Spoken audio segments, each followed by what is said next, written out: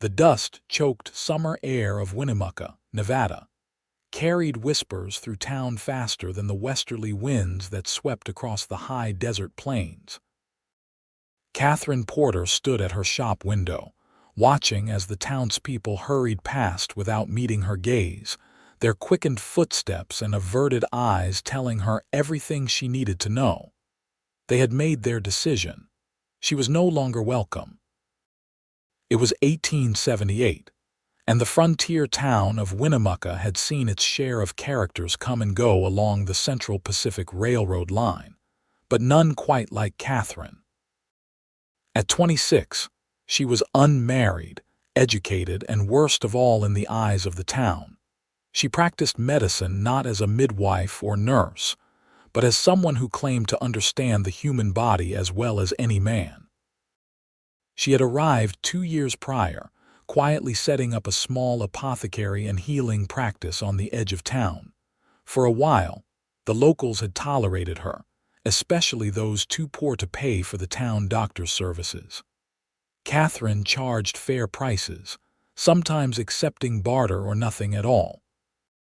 She grew her own herbs in a greenhouse behind her shop, concocted remedies that often worked better than Dr. Whitfield's expensive treatments, and set broken bones with a gentle touch that belied her strength. But tolerance was a fragile thing in a town like Winnemucca. Catherine closed her eyes, remembering the incident that had sealed her fate. 3 days ago, Mayor Thornton's son had been thrown from his horse, suffering a severe head injury.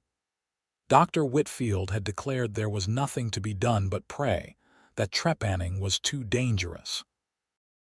Catherine, summoned secretly by the desperate mother, had arrived with her tools and herbs, working through the night. She had shaved the boy's head, cut into his scalp, and relieved the pressure on his brain. By morning, he had regained consciousness. A miracle, the mother had called it. Witchcraft, said others. Interference with God's will. Dr. Whitfield had thundered from his pulpit at Sunday's service, where he doubled as the town's preacher. The mayor, torn between gratitude and public opinion, had remained silent. Now, Catherine watched as Sheriff Holloway approached her shop, his weathered face set in grim lines. Behind him walked several of the town council members. A soft knock at her back door startled her. Catherine hurried through her shop, past shelves of dried herbs and tinctures, and cracked open the door.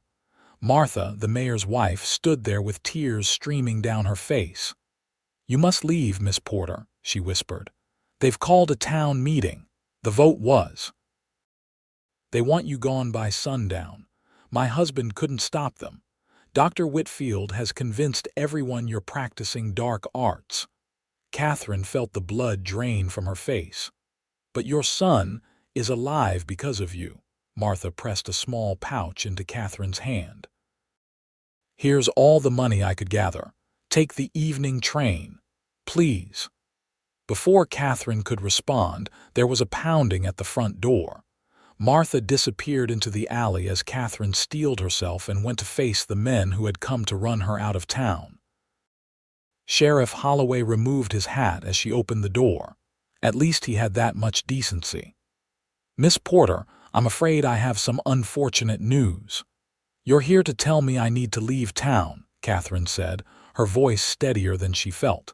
The sheriff had the grace to look uncomfortable.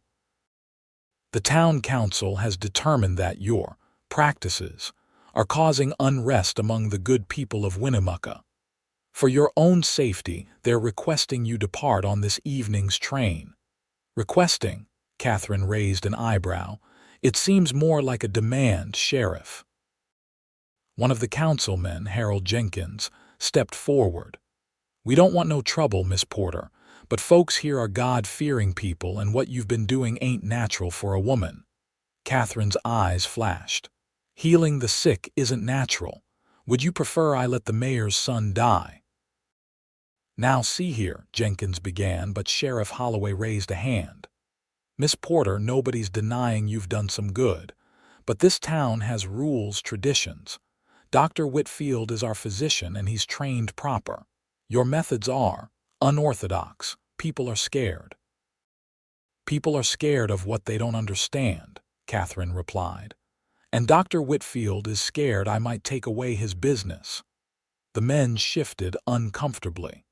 The truth in her words hung in the air like the dust that never seemed to settle in this town. You have until the 7 o'clock train, the sheriff finally said. I'll escort you personally to ensure your safety. As they turned to leave, Catherine called after them. And what of my property, my shop, my supplies? Jenkins snorted. You should have thought of that before you started playing doctor. Whatever you can pack, you can take.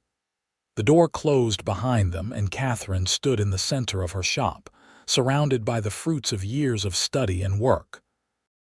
She had built this place from nothing after fleeing a similar situation in Sacramento. Now she would have to start again somewhere new, somewhere people might be more accepting of a woman who dared to heal. She began to gather her most precious items, her medical texts, rare herbs, surgical instruments. There would be no time to sell anything. 2 years of her life would be abandoned just like that. As she worked, the bell above her door jingled. Catherine looked up, expecting more trouble, but instead found Matthew Wilson, his tall frame filling the doorway, hat in hand. The sight of him made her heart skip, despite her distress. Matthew was a cattle driver who worked for the Barnes Ranch outside town. He wasn't like the others. He treated her with respect, brought her interesting plants he found on his travels, and occasionally lingered to talk about books and ideas that most men in town dismissed. I heard what happened, he said, his deep voice quiet with concern. The whole town's talking about it. Catherine continued packing, unable to meet his gaze. Then you know I'm being forced out because I had the audacity to save a child's life using methods that frightened people. Matthew stepped fully into the shop, closing the door behind him. It ain't right, what they're doing. Few things are right in this world, Mr. Wilson. Catherine finally looked up at him. His blue eyes were troubled beneath the shock of brown hair that always seemed to fall across his forehead. But we make do with what we have. Where will you go? He asked. Catherine shook her head. I don't know yet. Perhaps San Francisco. There are more progressive minds there. Matthew paced the small shop, his spurs jingling softly. It's a hard journey for a woman alone. Dangerous. I've managed before, Catherine said, though the prospect filled her with dread. The trip would deplete most of her funds, and starting over yet again felt almost impossible. Let me help you pack, Matthew offered, already rolling up his sleeves. For the next hour, they worked side by side, carefully wrapping delicate glass bottles and selecting which books and supplies were most valuable. Matthew found an old trunk in the back room and reinforced it with leather straps from his saddle bags. As the afternoon wore on, more people came to the shop, not the hostile crowd Catherine had feared, but the quiet supporters who had benefited from her care. A miner whose broken leg she had set brought her a small bag of gold dust. The blacksmith's wife, whose difficult birth Catherine had attended, brought food for her journey. Even a few of the working girls from the saloon came, pressing coins into her hands and whispering thanks for treating their ailments without judgment. With each visitor, Matthew observed quietly from the corner, his expression growing more troubled. When the last well-wisher had gone, he helped Catherine close and lock the trunk. The train will be here in an hour, he said. Catherine nodded, looking around at the now barren shop. Thank you for your help, Mr. Wilson. I won't forget your kindness. Catherine, he said, using her given name for the first time. The sound of it in his voice made her still. I can't just let you leave like this. There's nothing to be done, she replied. The town has made its decision. The town can go to hell, Matthew said with sudden vehemence. You've done nothing but help people, and this is how they repay you. Catherine was taken aback by his passion. Mr. Wilson, Matthew, he corrected. My name is Matthew, and I've been coming to your shop for 2 years not just for remedies, but because you're the only person in this God-forsaken town worth talking to. His honesty stunned her into silence. I've been saving, he continued. Plan to buy a small ranch of my own next spring. Got a nice parcel picked out near the Truckee River. Good water rights, decent grazing. He took a deep breath. I'm going with you, Catherine stared at him. What? I said I'm going with you, Matthew repeated firmly. If Winnemucca is fool enough to drive you out, then I don't want any part of it either. You can't be serious, Catherine protested. Your job, your plans change, he said simply. I've got enough saved to get us to San Francisco and set us up for a while. You can start a new practice there. Us, Catherine whispered. Matthew stepped closer, his eyes never leaving hers. Catherine, I've watched you for 2 years. You're the strongest, smartest person I've ever known. I was working up the courage to court you proper, but now there's no time for that. He took her hands in his. I'm not asking for promises. I'm just saying I won't let you face this alone. Catherine's mind raced. She hardly knew this man, yet she felt she knew his heart. He had always treated her with respect, shown interest in her work, defended her quietly to others in town. And now he was willing to give up everything to follow her. Before she could respond, the shop door burst open. Sheriff Holloway stood there, rifle in hand, with Dr. Whitfield and several other men behind him. Time's up, Miss Porter, the sheriff announced. The council's decided you need to leave now, not wait for the train.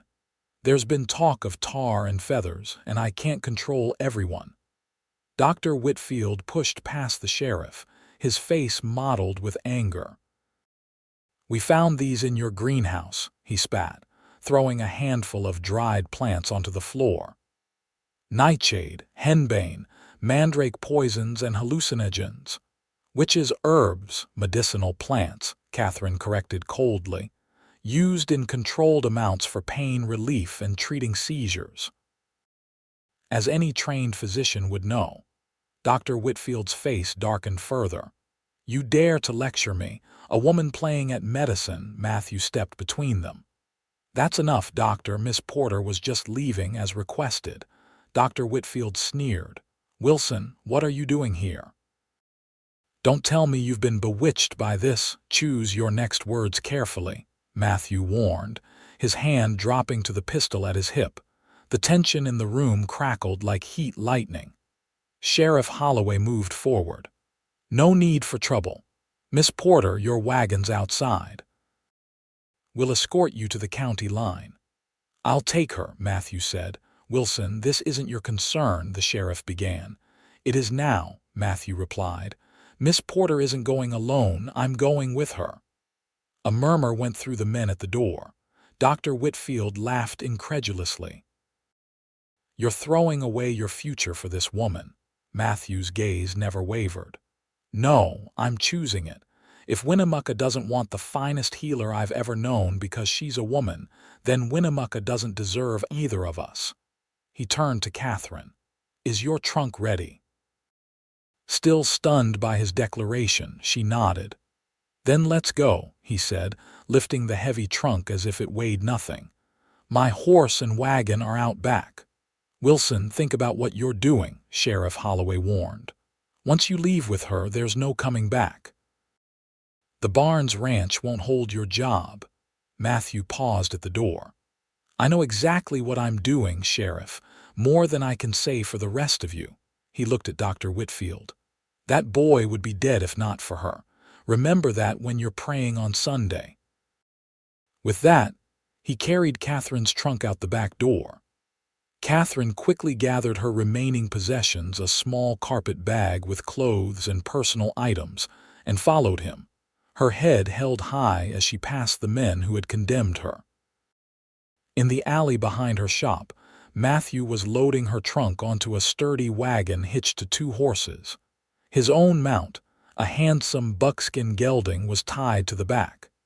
Matthew, "You don't have to do this," Catherine said as he secured the trunk. "This is my fight, not yours." He turned to her, his face serious in the fading light.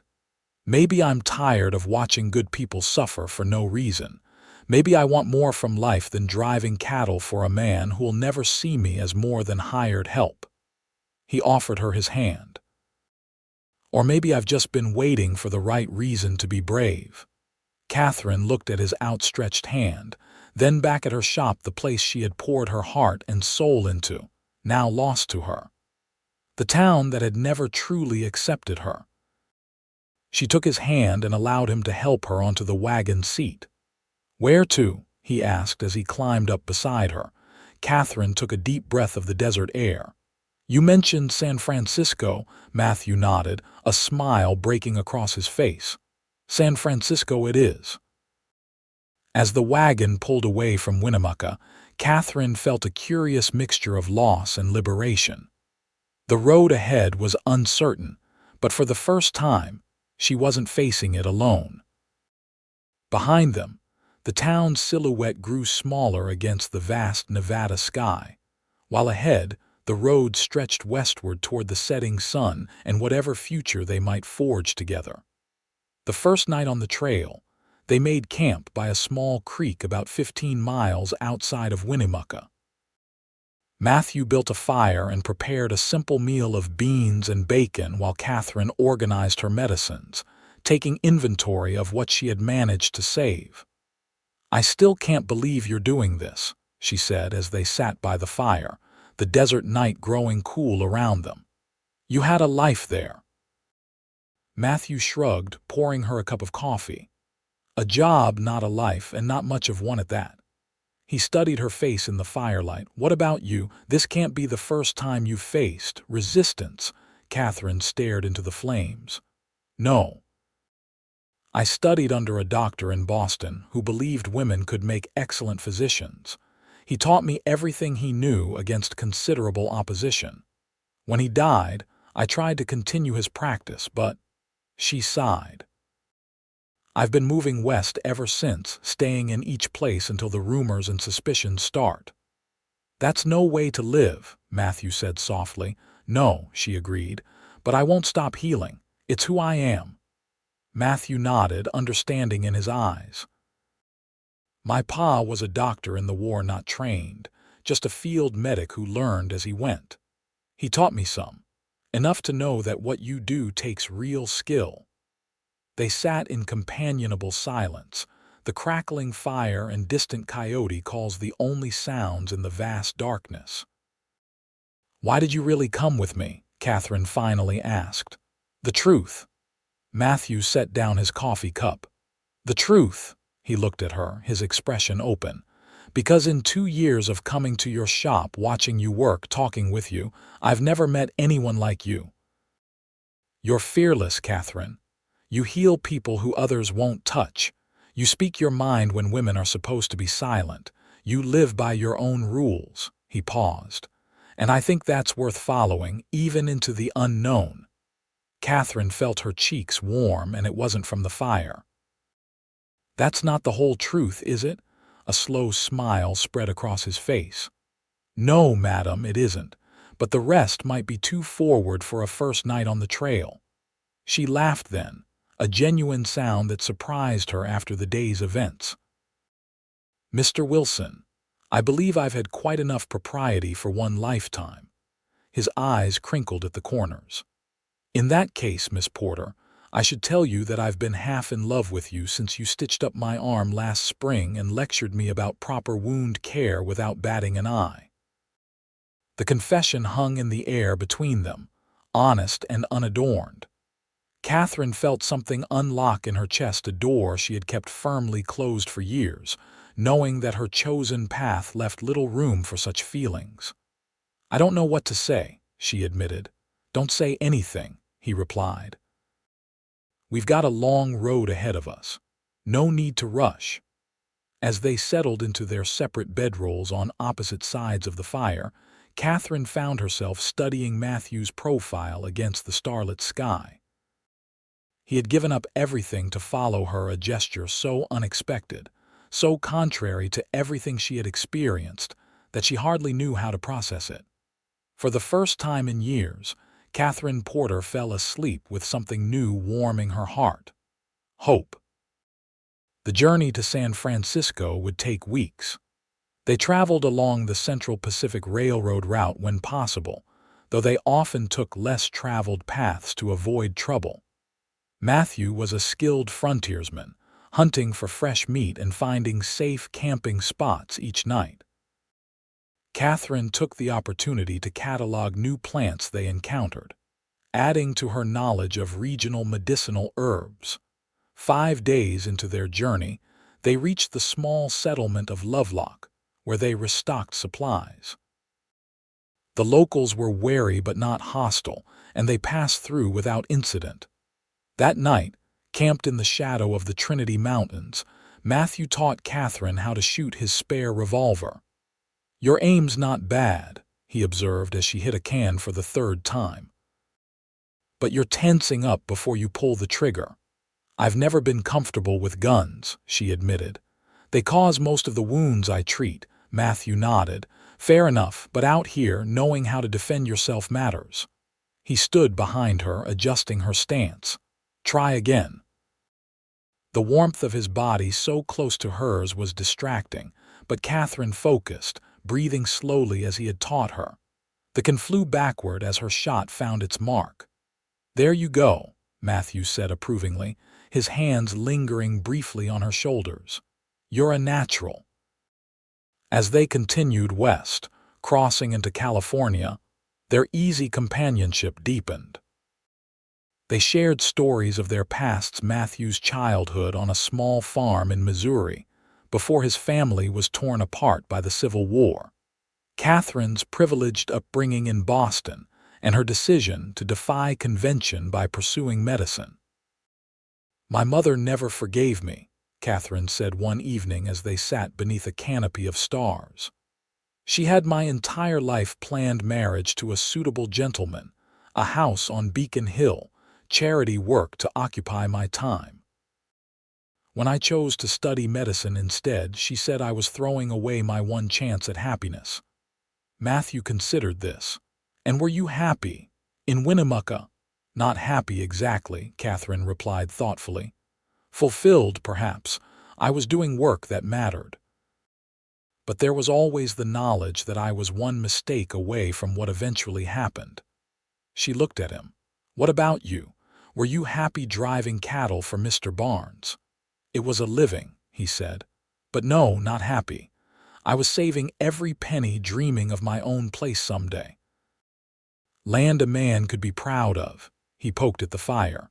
"Still am, I suppose. Just need to find it somewhere else now."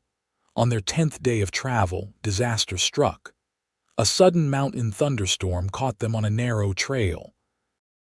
Lightning spooked the horses, and the wagon lurched violently, sending Catherine's trunk of medicines crashing to the ground. They managed to calm the horses, but the trunk had broken open, its contents scattered and mostly ruined by the rain. Catherine knelt in the mud, trying to salvage what she could, but most of her carefully preserved herbs and tinctures were destroyed. The medical texts were soaked through, their precious pages stuck together. Years of work, lost in an instant. Matthew found her still kneeling there as the storm passed, silent tears mixing with the rain on her face.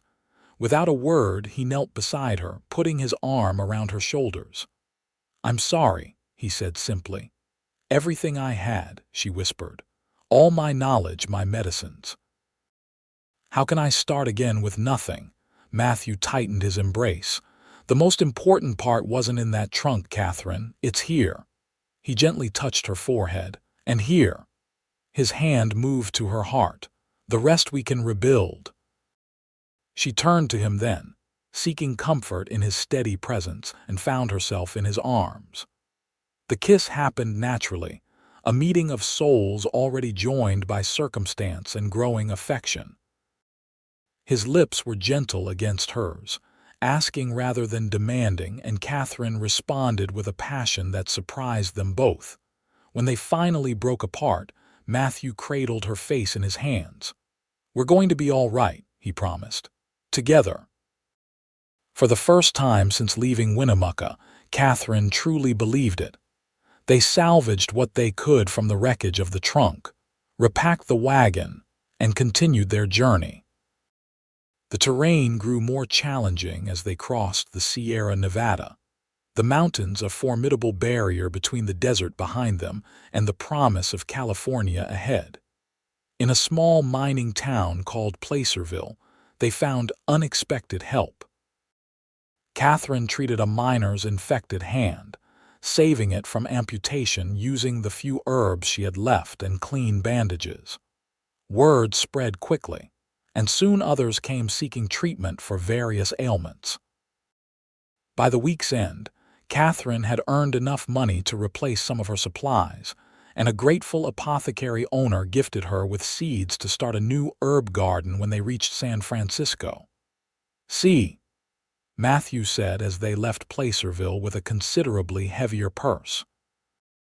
"Your reputation travels faster than you do," Catherine smiled, feeling a renewed sense of purpose. "Perhaps we should stop in more towns along the way. I could earn enough to contribute to our new start." Matthew shook his head. "No need to rush. San Francisco will still be there." And so they took their time, stopping in small settlements where Catherine's skills were needed and welcome.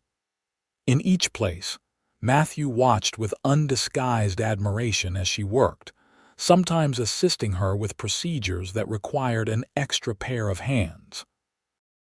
Their evenings were spent planning for the future, a small house on the outskirts of San Francisco, perhaps, where Catherine could establish a proper practice, and Matthew could find work until they saved enough for land of their own. Their conversations flowed easily, punctuated increasingly by casual touches, shared glances, and occasional kisses that grew more passionate with each passing day.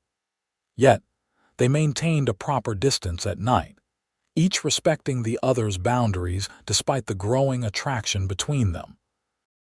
Catherine had never known a man so patient, so willing to follow her lead. One evening, camped in a meadow lush with wildflowers, Matthew returned from hunting with not just a rabbit for their dinner, but also a bouquet of blue lupines. "Reminded me of your eyes," he said simply, presenting them to her. Catherine accepted them with a smile. "They're beautiful, thank you." As Matthew prepared their meal, she studied him in the golden light of sunset, the broad shoulders that had carried her trunk without complaint, the strong hands that were equally adept at guiding horses and assisting with delicate medical procedures, the kind eyes that looked at her with a respect she had rarely known from men. "Matthew," she said suddenly, "ask me again." He looked up from the fire. "Ask you what?" "Why you really came with me," she clarified. "You said some of the truth was too forward for our first night on the trail. We're well beyond that now." Matthew set aside the cooking utensils and moved to sit beside her on the fallen log she'd claimed as a seat. "I told you I was half in love with you," he said. "That was true." "And the other half," she pressed. His smile was gentle, caught up completely by the time we reached Lovelock. "I love you, Catherine Porter. I love your brilliance, your courage, your dedication to healing no matter what it costs you. I love that you can stitch a wound without flinching but tear up when you find a new plant for your collection. I love watching you write in your journal each night, your face so serious in concentration." He took her hand. "I came with you because I couldn't imagine staying behind, because the thought of never seeing you again was unbearable. Because I believe we could build something remarkable together if you'll have me." Catherine's throat tightened with emotion. No one had ever seen her so completely, accepted her so unconditionally. "I've never allowed myself to imagine this," she admitted. "A partnership. A future shared with someone who doesn't want to change me." "I wouldn't dare try," Matthew said. "You're perfect as you are," she laughed softly. Hardly perfect, stubborn, opinionated, set in my ways, like I said, perfect. His expression grew serious. Catherine, I'm not asking for an answer now. Just know that whenever you're ready, if you ever are, I'm here. And if all you ever want is my friendship and support, that's what I'll give you. Catherine studied their intertwined hands. And if I want more, his eyes darkened. Then I'd be the happiest man in California. She leaned forward and kissed him, a decision made in that moment that had been building since Winnemucca. When they broke apart, breathless, Catherine spoke with newfound certainty. I love you too, Matthew Wilson, and I don't want to wait any more. Under a canopy of stars, they committed themselves to each other with whispered promises and tender touches, two souls finding harbor after years of searching. Their union was both an ending and a beginning, the final chapter of their separate journeys and the first page of a shared story. The remaining miles to San Francisco passed in a haze of newfound intimacy and practical planning. They agreed to marry properly when they reached the city, to start their new life together on solid ground. Matthew spoke of finding work on the docks while Catherine established her practice, saving for land where they could eventually build a home with space for both her healing garden and his dream of raising horses. Catherine marveled at how easily their separate visions merged into a shared future. For the first time in her life, her dedication to medicine didn't feel like a choice that excluded other forms of happiness. With Matthew, she could be both a healer and a woman loved for exactly who she was. By late August, nearly 6 weeks after leaving Winnemucca, they crested the final hills and saw San Francisco spread before them, a bustling city of possibilities nestled against the gleaming bay. Ships crowded the harbor, bringing people and goods from around the world. Smoke rose from countless chimneys, evidence of the thriving industries that had grown up in the 30 years since the gold rush began. It's beautiful, Catherine breathed, taking in the panorama. Matthew squeezed her hand. It's the future. They made their way down into the city, navigating crowded streets, until they found a modest boarding house in a neighborhood called the Mission District. The Irish widow who ran the place raised an eyebrow at their unmarried status, but softened when Catherine explained they were newly arrived and planning to wed as soon as possible. 2 rooms then, for now, Mrs. O'Malley said firmly, but I'll hold you to that wedding promise. Within a week, they had kept that promise. A simple ceremony at the city hall was followed by a small celebration at a local restaurant, attended by Mrs. O'Malley and a few friendly neighbors. Catherine wore a new blue dress that matched the lupines Matthew had given her on the trail, and he surprised her with a simple gold band he had purchased by selling his spare revolver. Mrs. Wilson, he said that night as they stood in the small room that was now officially theirs to share. How does it sound? Unfamiliar, she admitted, but I like it. She touched the ring on her finger. Though professionally I may keep Porter, Dr. Porter has a certain established credibility. Matthew laughed. Whatever you want, my love. I'm just happy to be part of your life, whatever name you use.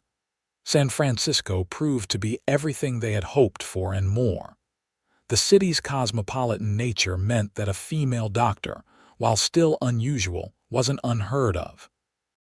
Catherine rented a small office near their boarding house and slowly built a practice, specializing in women's health and pediatric care.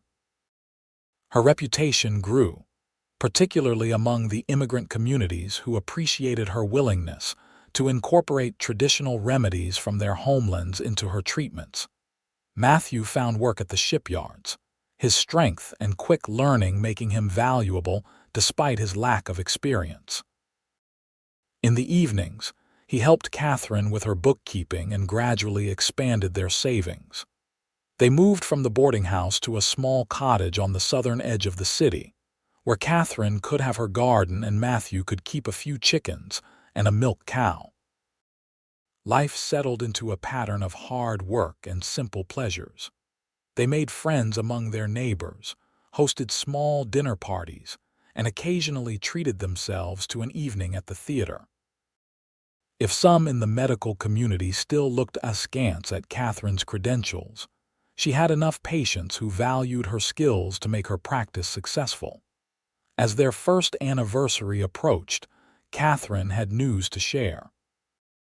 She had suspected for several weeks, but wanted to be certain before telling Matthew. One evening, as they sat on the porch of their cottage, watching the sunset paint the western sky in shades of gold and crimson, she took his hand. "I have something to tell you," she said, her voice trembling slightly with excitement. Matthew looked at her, eyebrows raised. "Good news or bad?" "The very best," she replied.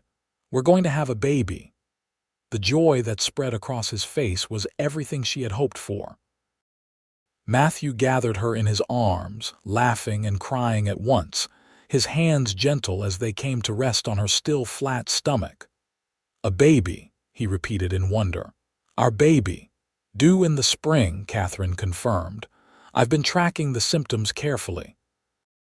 "Of course you have," he said, kissing her forehead. "Dr. Porter is nothing if not thorough." They spent the evening making plans adjustments to the cottage, preparations for Catherine to reduce her patient load as the pregnancy progressed, dreams of who this new person might be. "Boy or girl, I hope they have your brains," Matthew said as they lay in bed that night. "And your heart," Catherine added, nestling against him. The pregnancy progressed smoothly through the fall and winter. Catherine maintained a reduced practice, focusing on her established patients while training a young nurse to assist with routine matters.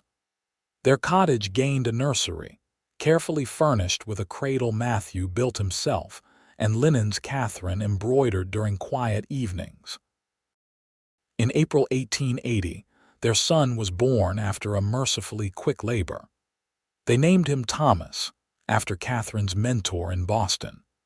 He had his father's dark hair and his mother's inquisitive blue eyes, and from his first day, he seemed to study the world with an intensity that made both parents laugh.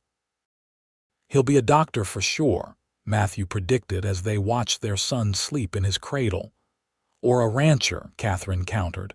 "He has your strong constitution."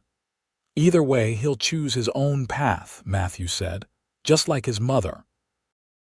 The years that followed brought both challenges and joys. Catherine's practice continued to grow, and she eventually took on an apprentice, a young woman named Sarah, who reminded her of herself 15 years earlier. Matthew was promoted to foreman at the shipyard, his practical intelligence and fair management style earning him respect among the workers. When Thomas was 3, they purchased 10 acres of land in the Sonoma Valley, about 50 miles north of San Francisco. It was a compromise between Matthew's dream of a ranch and Catherine's need to maintain her practice in the city.